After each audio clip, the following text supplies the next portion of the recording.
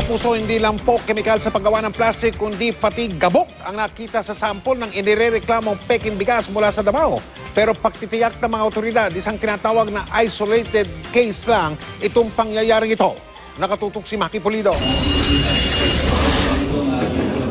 50 reklamo ng pinaghihinalaang fake rice ang natanggap ng National Food Authority sa loob ng 2 linggo.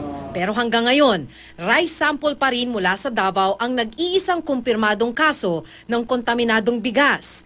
Isolated case, kaya huwag daw magpanik.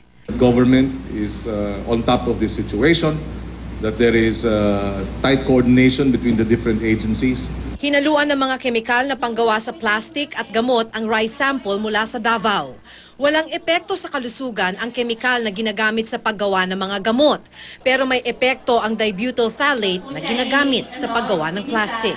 The studies on dibutyl phthalate is traditionally found in animal studies where it can cause mutagenicity and may cause cancer.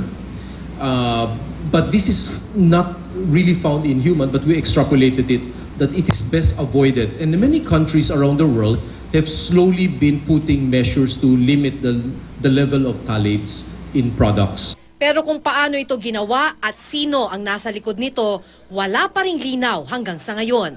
Tinitiyak lang ng NFA na bantay sarado nila ang merkado.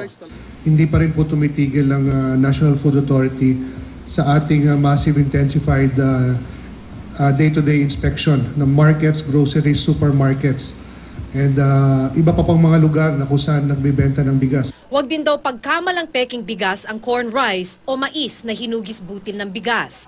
Iron fortified ito kaya't maganda sa kalusugan. Maki Pulido, Nakatutok, 24 Oras.